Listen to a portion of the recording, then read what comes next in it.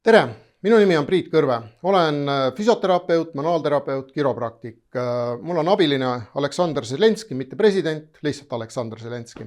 Ta on massöör, aitab mind mu töö juures. Minu juurde satuvad inimesed väga erinevate liikumisaparaadi probleemidega, kaelad, seljad, teised liigeste piirkonnad. Et täna ma räägiks sellest, mis võiks olla erinevate erialade ülene hommikul, et anda endale positiivne toonus, et ei tekiks terviseprobleeme töö käigus. Enamus töid meil igapäevaelus, ka vaba aja tegevustes on suunatud ette kummargile asendis.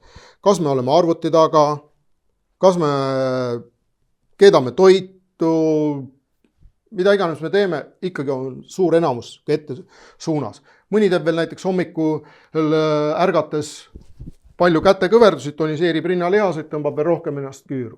Et oleks vaja teha igapäevategevustele, tööle vastupidiseid toonust andvaid natukene harjutusi. Esimene harjutus, mis võiks olla lihtne, kummilint, enamusel on nad olemas või saab soetada, oleks siis just abaluu vahelisele piirkonnale küüru vastu.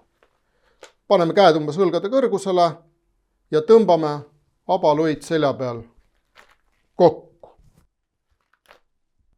10-20 korda.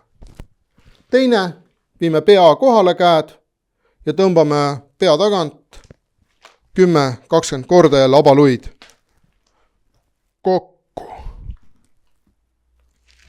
Mina teen vähemalt enamustel tööpäevadel ennem tööd alustades ka need analoogsed harjutused ära. Kui ma mõni hommiku leian mõne hea või halva vabanduse, et ei tee, siis ma näiteks tunnen kohe arvuti taga, kuidas tõmbab küüru.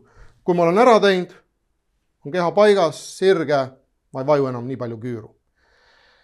Järgmine piirkond, mis vajaks kindlasti kõigil tähelepanu, on kõht, alaselg. Siia samamoodi toonust andvad harjutused. Jalad põlvetest kõverdatult, õlgade laiuselt, umbes. Oleks siis kõhulihaste harjutus. Käed võib panna näiteks siia kuklale. Oluline ei ole teha mingeid ekstreemseid kõhulihaste harjutusi, aga tõsta natukene õlad pea maast lahti. Kõigepealt näiteks otsesuund. Alla tagasi, ühele poole rotatsioonis, pöördes.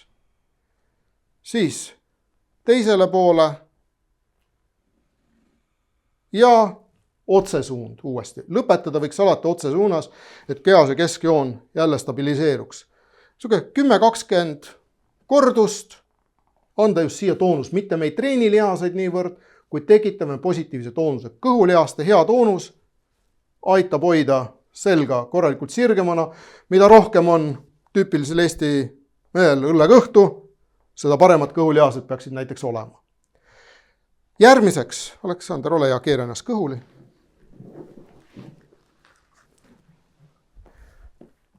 Seljale toonus.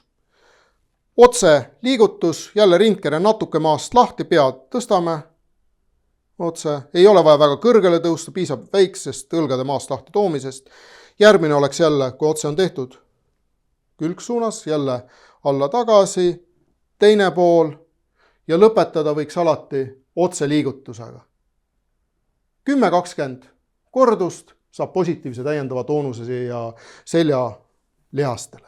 Nii, Aleksandr, ole hea, pööra ennast selili.